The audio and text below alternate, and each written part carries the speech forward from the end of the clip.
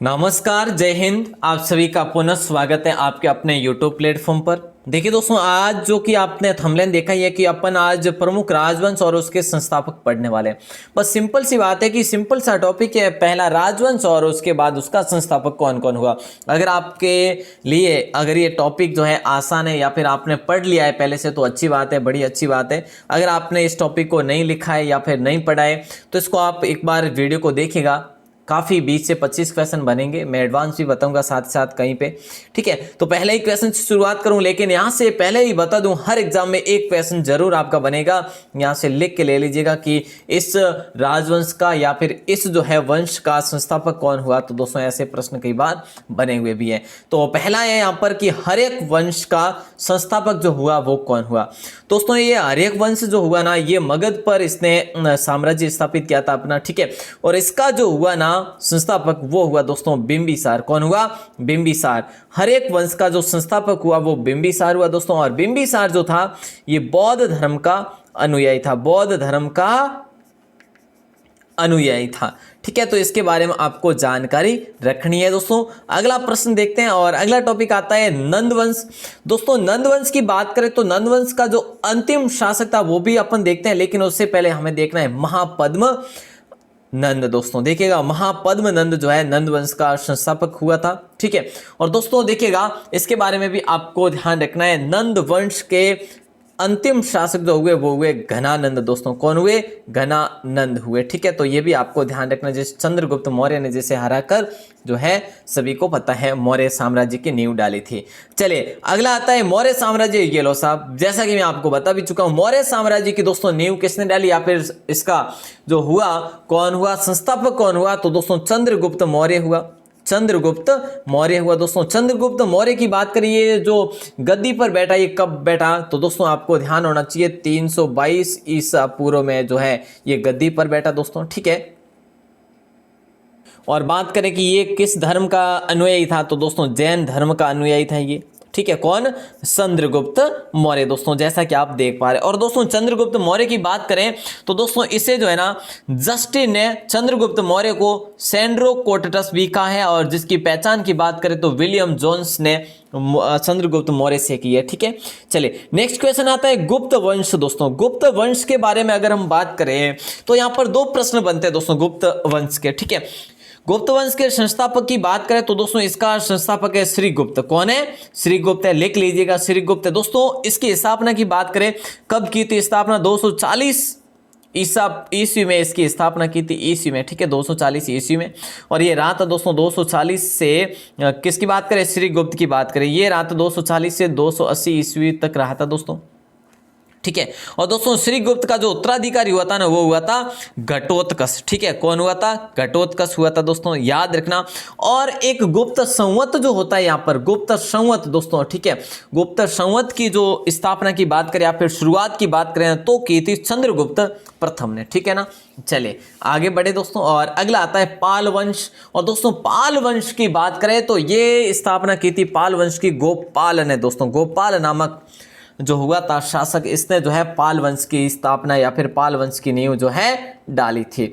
चलिए आगे आता है पल्लव वंश दोस्तों। और पल्लव वंश की बात करें तो इसकी जो नींव रखी थी या फिर इसका जो संस्थापक हुआ था वो आपका हुआ था सिंह विष्णु। कौन हुआ था? सिंह विष्णु दोस्तों। ठीक है ना, तो इसके बारे में आपको ध्यान रखना है दोस्तों। एक सिंह सेन जो कहा गया ना वो दोस्तों अमोघ वर्ष नहीं है, जो बिंदुसार को कहा गया दोस्तों। क्या कहा गया? सिंह सेन कहा गया। और किसने कहा? ये जैन ग्रंथों ने कहा दोस्तों। जैन ग्रंथों ने क्या कहा कि बिंदुसार जो है ना ये सिंह सेन है दोस्तों। और ये बिंदुसार कहाँ का था? ये मौर्य साम्राज्य का एक बात करें तो प्रतापी शासक था। चलिए यहाँ पर तो ये पल्लव वंश की दोस्तों स्थापना की बात करें तो सिंह विष्णु पल्लव वंश का स्थापना करता या फिर संस्थापक था। राष्ट्रकूट दोस्तों, राष्ट्रकूट दोस्तों कितना अच्छा क्वेश्चन है। और अमोघ वर्ष, जैसा कि मैंने अभी आपसे बात की, अमोघ वर्ष जो है ना ये यहीं का जो है प्रतापी शासक होता अमोघ वर्ष दोस्तों। ठीक है, ठीक है ना। तो देखिएगा राष्ट्रकूट की बात करें तो दोस्तों राष्ट्रकूट की स्थापना की दंती दुर्ग ने। कई बार अपन पढ़ चुके कि भाई दंती दुर्ग ने किसकी जो है स्थापना को, या फिर जो है जिसका संस्थापक रहा, राष्ट्रकूट राजवंश का संस्थापक रहा।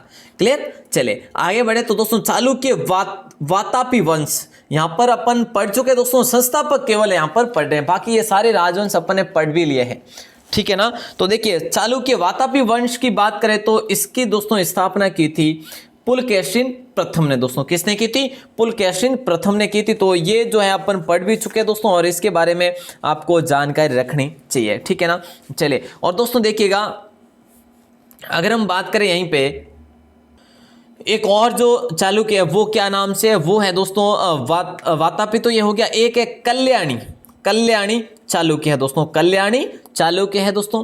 एक चालुक्य वंश है बेंगी चालुक्य वंश है। ठीक है, इसके बारे में भी आगे चलेगा बात करते हैं दोस्तों। ये जो वातापी वंश है ना, ये पुलकेशिन प्रथम जो है, इसके बारे में बात करें तो इसकी स्थापना दोस्तों पुलकेशिन प्रथम देर का यहाँ पर। तो ठीक है, लेकिन आपको ये चीज ध्यान रखनी है कि दोस्तों कहीं कहीं पे जो है ना, कहीं कहीं पे जयसिंह का भी उल्लेख है। किसका है? जयसिंह का भी उल्लेख है। अगर जयसिंह ऑप्शन आए तो जयसिंह देना, लेकिन पुलकेशिन जो प्रथम है इसने भी है जो स्थापना माना जाता है। ठीक है। और दोस्तों राजधानी की बात करें तो बीजापुर के निकट जो है ना वातापी राजधानी थी इन लोगों की। ठीक है, इन शासकों की। चलिए अगला आता है कि चालुक्य कल्याणी वंश। दोस्तों चालुक्य कल्याणी वंश की बात करें तो इसका जो था ना, ये संस्थापक हुआ था तेलप द्वितीय। कौन हुआ था? तेलप द्वितीय हुआ दोस्तों। और इसकी राजधानी जो थी ना वो थी मान्य खेट। क्या थी? मान्य खेट इसकी राजधानी कल्याणियों की दोस्तों। और इसके भी जो प्रमुख शासक की बात करें जो कौन हुए थे दोस्तों, ये हुए थे तेलप प्रथम हुए थे। लेकिन इसमें माना किसको जाता है? तेलप द्वितीय को माना जाता है कि ये कल्याणी वंश की स्थापना इसके द्वारा की गई। ठीक है। और दोस्तों विक्रमादित्य सोमेश्वर है जैसे, और सोमेश्वर थर्ड है। ठीक है। तो ये जो थे ना यहाँ के चालुक्य कल्याणी के थे दोस्तों। ठीक है। अब आता है छोल वंश के संस्थापक का नाम। दोस्तों चोल वंश के संस्थापक का नाम, तो दोस्तों देखिएगा जैसा कि आप देख पा रहे हैं बिल्कुल सही, विजयालय नाम से जो हुए वो चोल वंश के जो है संस्थापक हुए दोस्तों, याद रखना। और दोस्तों जैसा कि मैंने राष्ट्रकूट आपको बताया ना, राष्ट्रकूट की जो स्थापना हुई ना वो दंती दुर्ग ने की दोस्तों। राष्ट्रकूट राजवंश की स्थापना दंती दुर्ग ने की 752 ईस्वी में की दोस्तों। कब की? 752 ईस्वी में। ठीक है ना। तो ये जो चीज है ना ये आप याद रखना, अच्छा क्वेश्चन है। चलिए अब आगे बढ़े अपन और अगले प्रश्न को देखते हैं दोस्तों, है ना। अगला प्रश्न देखते हैं कैसा आता है। आइएगा अगला आता है कि सेन वंश की स्थापना किसने की दोस्तों? सेन वंश की स्थापना किसने की? बहुत आसान है दोस्तों। सेन वंश की स्थापना की बात करें तो अपन इसके बारे में पढ़ चुके हैं दोस्तों। सेन वंश की स्थापना की थी दोस्तों सामंत सेन ने। ठीक है, सामंत सेन ने की थी और दोस्तों राड नामक क्षेत्र में की थी। ठीक है, और इसकी राजधानी क्या थी? नदिया नाम से इसकी राजधानी थी दोस्तों। ये भी अपन साथ ही साथ पढ़ लेते हैं दोस्तों, है ना।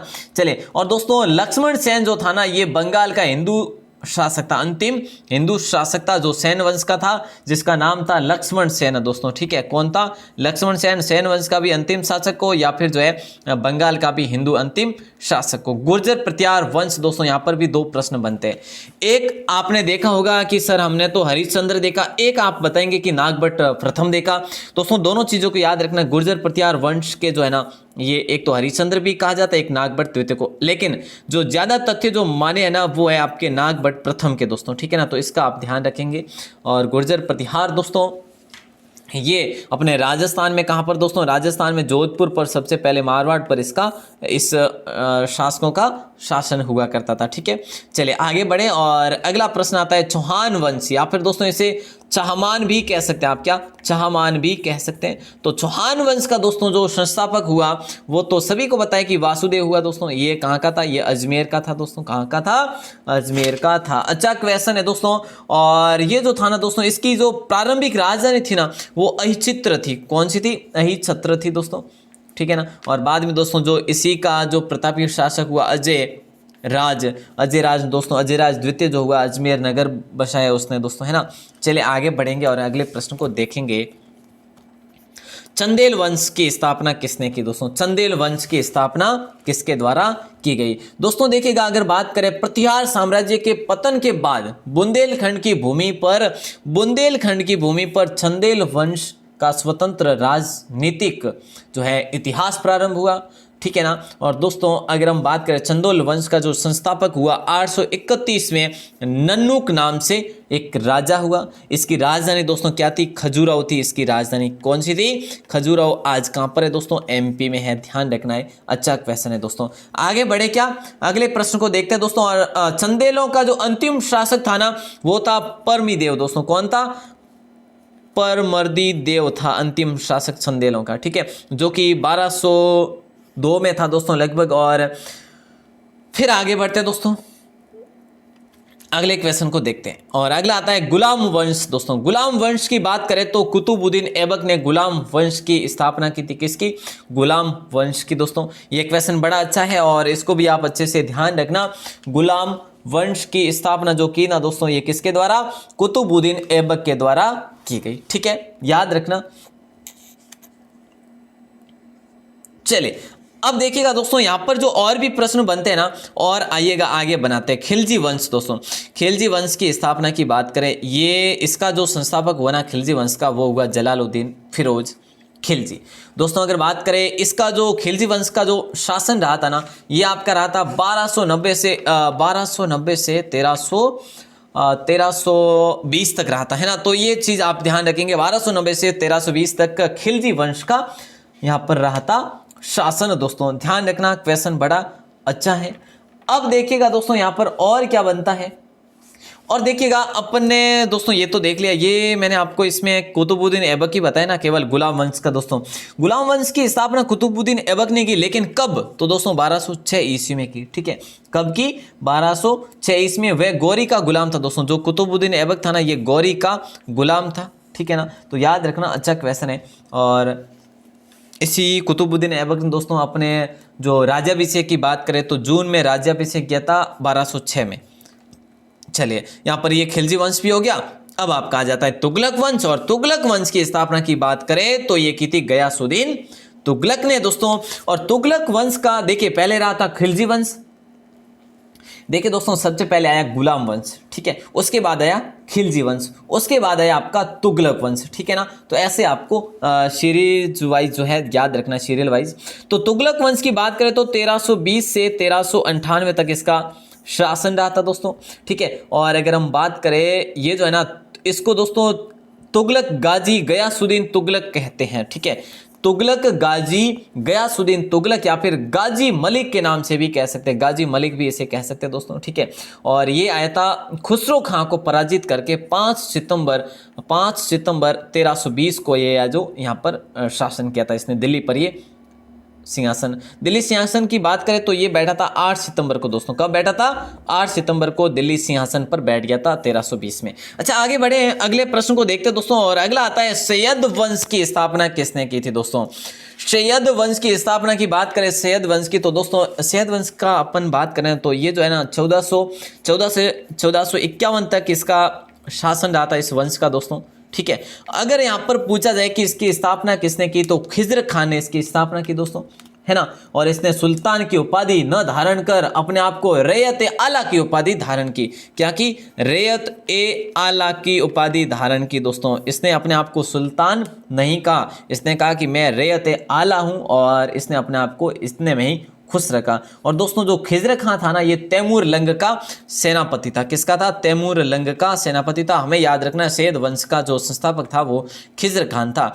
नेक्स्ट क्वेश्चन, लोधी वंश। लोधी वंश दोस्तों इसका संस्थापक कौन हुआ, ऐसा प्रश्न आपसे पूछा जा रहा है। बड़ा शानदार प्रश्न है। बहलोल लोधी हो जाएगा राइट आंसर दोस्तों, है ना। बहलोल लोधी हो जाएगा। लोधी वंश की स्थापना की दोस्तों, ठीक है। और इसने दोस्तों बहलोल शाह गाजी की उपाधि धारण की। बहलोल शाह गाजी की उपाधि जो है धारण की दोस्तों इसने, ठीक है। शाह गाजी होगा, ठीक है, मैंने कैसे लिखा है। और दोस्तों जो है ना, इसने जो यहाँ पर इस वंश ने अगर बात करें कि इस कब तक शासन किया, 1451 से 1526 तक इस वंश ने शासन किया, यहाँ पर लोधी वंश ने। क्लियर? चलिए बहुत बढ़िया, आगे बढ़े तो दोस्तों आगे आता है विजयनगर साम्राज्य की स्थापना किसने की दोस्तों? विजयनगर साम्राज्य की स्थापना किसने की? तो यहां पर आपका राइट आंसर हो जाएगा हरिहर एवं बुक्का ने दोस्तों। हरिहर और बुक्का ये दो भाई थे दोस्तों। और इसका जो हुआ था ना जो प्रतापी शासक दोस्तों कृष्णदेव प्रथम हुआ था। कृष्णदेव प्रथम यहाँ का प्रतापी शासक हुआ था, जिसके अष्ट दिग्गज के नाम से जो वहाँ पर जो है कमेटी बैठा करती थी। चलिए दोस्तों आगे आता है बहमनी साम्राज्य। और बहमनी साम्राज्य की बात करें तो ये इसकी स्थापना की थी हसन गंगू ने। किसने की थी? हसन गंगू ने इसकी स्थापना की थी। दोस्तों उम्मीद करूंगा क्लास को आप अच्छे से और शिद्दत के साथ देख रहे होंगे। बहमनी साम्राज्य की स्थापना हसन गंगू ने की थी दोस्तों। और आगे आता है मुगल वंश की स्थापना। दोस्तों सभी को पता है कि मुगल वंश की स्थापना बाबर ने की थी। दोस्तों मुगल वंश की स्थापना बाबर ने की थी। दोस्तों अभी अपन ने क्या पढ़ा था यहाँ पर अपन ने पढ़ा कि भैया हरियर और बुक्का ने विजयनगर साम्राज्य की स्थापना की। दोस्तों कब की? तो 1336 ईस्वी में दोनों ये भाई थे, दोनों जो हरियर और बुक्का नामक भाइयों ने की। दोस्तों विजयनगर का जो है ना शाब्दिक अर्थ होता है ना, वो क्या होता है? जीत का शहर होता है, जीत का शहर। ठीक है ना, तो इसके बारे में भी आपको जानकारी रखनी है। और आगे बढ़ेंगे और अगले प्रश्न को देखें। तो बहमनी साम्राज्य दोस्तों अपन पढ़ चुके हैं बहमनी साम्राज्य के बारे में, लेकिन एक चीज याद रखना, बहमनी साम्राज्य जो स्थापित किया ना, ये दोस्तों हसन गंगू ने 1347 में इसको जो है यहाँ पर स्थापित किया था। ठीक है, तो आपको ये चीज़ है जो याद रखनी है दोस्तों। और इन लोगों की जो राजभाषा थी ना, वो थी मराठी। ठीक है, और मराठा साम्राज्य की दोस्तों स्थापना किसने की थी? शिवाजी ने की थी, याद रखना। ठीक है ना, चलिए आगे बढ़े और अगले प्रश्न को देखते हैं। मुगल वंश। दोस्तों मुगल वंश की बात करें तो बाबर ने, सभी को पता है कि भाई बाबर ने जो यहाँ पर की थी, क्या की थी? बिल्कुल यहाँ पर मुगल साम्राज्य की स्थापना की थी बाबर ने। ठीक है साहब। और दोस्तों अगर पूछा जाए कि मध्यकाल में बाबर जो है मुगल वंश का जो संस्थापक माना जाता है, वो दोस्तों कौन माना जाता था? वो है जो अकबर। लेकिन यहाँ पर मुगल वंश की बात करें कि भाई बाबर ने जो स्थापना की दोस्तों 1526 में। ठीक है, 1526 में की। ठीक है, और 1526 से 1530 तक ये बाबर रहा था यहाँ पर। ठीक है, तो याद रखना दोस्तों। और बाबर ने अपने आप में 1507 में बादशाह की उपाधि धारण की थी। ठीक है, अब अपन आगे बढ़ते हैं। और बाबर ने भारत पर कुल कितने आक्रमण किए? 5 आक्रमण किए दोस्तों। भारत पर बाबर ने कुल है ना 5 आक्रमण किए दोस्तों। और पहले अभियान में दोस्तों 1519 में वो आया था, और यूसुफजई जाति के विरुद्ध था पहला अभियान। ठीक है, चलिए आगे बढ़े और अगला प्रश्न देखते हैं। और दोस्तों अपना राजस्थान के जो हुए थे मेवाड़ इतिहास के खानवा का युद्ध जो हुआ, वो 17 मार्च 1527 को हुआ था। सभी को याद है, राणा सांगा के नेतृत्व में। चलिए तो देखिएगा दोस्तों, यहाँ पर जो है मैं यहाँ पर आपको एक क्वेश्चन और दे देता हूँ। यहाँ पर 2-3 क्वेश्चन अपन और पढ़ लेते हैं। ठीक है, ये तो आपके हो गए कंप्लीट। दोस्तों देखिएगा, यहाँ पर मैं संस्थापक के रूप में और क्वेश्चन दे देता हूँ। यहाँ पर देखिए ये प्रश्न है कि भगत सिंह को फांसी की सजा सुनाने वाला जो न्यायाधीश था ना, जिसका नाम था G.C. हिल्टन। दोस्तों क्या था उस न्यायाधीश का नाम? G.C. हिल्टन। क्लियर दोस्तों, ऐसे 1 लाइनर प्रश्न है। महात्मा गांधी के राजतिलक गुरु जो थे ना, वो गोपाल कृष्ण गोखले थे। दोस्तों राजनीतिक जो गुरु थे ना, राजनीतिक गुरु कौन थे महात्मा गांधी के?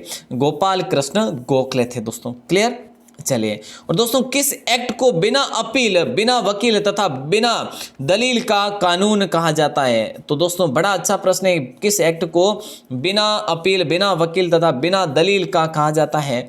तो रॉलेट एक्ट को कहा जाता है दोस्तों। किसको? रॉलेट एक्ट को कहा गया था। अब देखिएगा दोस्तों, अगर हम बात करें यहीं पे डंडा फौज का गठन किसने किया था? तो चमनदेव पंजाब ने किया था। चमनदेव ने किया दोस्तों। और चमनदेव कहाँ के थे? पंजाब के थे। तो यहाँ पर क्लियर हो गया कि डंडा फौज का गठन किसने किया? चमनदेव ने, और पंजाब में किया। क्लियर। निरंकारी आंदोलन की जो शुरुआत की वो किसने की दोस्तों? तो दयाल दास ने की। किसने की थी?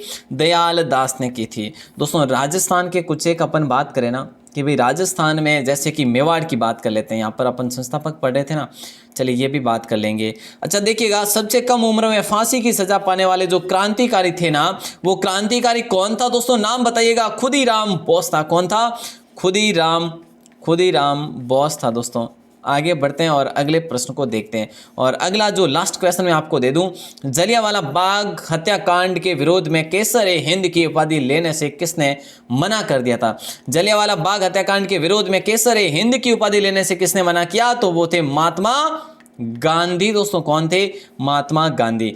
अब देखिएगा दोस्तों, यहाँ पे मैं आपको बता देता हूँ कि मेवाड़ साम्राज्य की स्थापना दोस्तों, मेवाड़ में गुहिल वंश की दोस्तों स्थापना देखिए, एक बप्पा रावल भी माना जाता है, बप्पा रावल, और एक माना जाता है गुहादित्य दोस्तों, ठीक है। तो इन दोनों का याद रखेंगे कि जो है आपको गुहादित्य ऑप्शन पूछा जाए तो गुहादित्य करेंगे, अगर बप्पा रावल ऑप्शन दिया जाए या फिर कालभोज ऑप्शन दिया जाए तो आप बप्पा रावल कर लेना दोस्तों, ठीक है। दोनों दे दिया जाए तो गुहादित्य करेंगे, गोहिल करेंगे, ये क्वेश्चन बड़ा अच्छा है, ठीक है ना। और दोस्तों बाकी राजस्थान के राजवंशों के बारे में बात करें तो अपन पढ़ चुके हैं, जैसे कि बीकानेर बीका हो गया, जोधपुर में दोस्तों जोधपुर में जो है कौन था, राव सिंहा हो गया था, ठीक है ना। तो दोस्तों जिसे मारवाड़ का आदि पुरुष भी कहा जाता है। चलिए तो दोस्तों ये जो जानकारी अपन पढ़ चुके हैं, ठीक है, हर एक इतिहास के हर एक वीडियो के आगे अपन पढ़ते हैं कि संस्थापक इसके कौन हुए थे। ये तो थी दोस्तों इंडिया लेवल की जानकारी, जो कि आपके हर एग्जाम में, चाहे आप वन रक्षक दे रहे हैं, चाहे आप पटवार दे रहे हैं दोस्तों, चाहे आप रीट दे रहे हैं, चाहे आप किसी भी वैकेंसी की तैयारी कर रहे हैं, तो आपके लिए इंडिया जी के आजकल हर एग्जाम में पूछा जाता है दोस्तों। उम्मीद करूंगा कि इस वीडियो को आपने अच्छे से देखा और शिद्दत के साथ देखा, ध्यान से देखा। अब आपका काम है कि शेयर करना दोस्तों, शेयर जरूर कर दीजिएगा। क्वेश्चन बड़े शानदार थे, मैंने आपको हर एक में एडवांस कितना बताया दोस्तों, इतना शायद एडवांस भी ना हो, लेकिन एडवांस बताए उसके लिए आप शेयर तो बनता ही आपका, ठीक है। तो आप सभी का बहुत बहुत आभार, धन्यवाद। क्लास कैसी लगी जरूर बताइएगा बाहर आके कमेंट सेक्शन में। आप सभी का पुनः आभार, प्रेम पूर्वक धन्यवाद।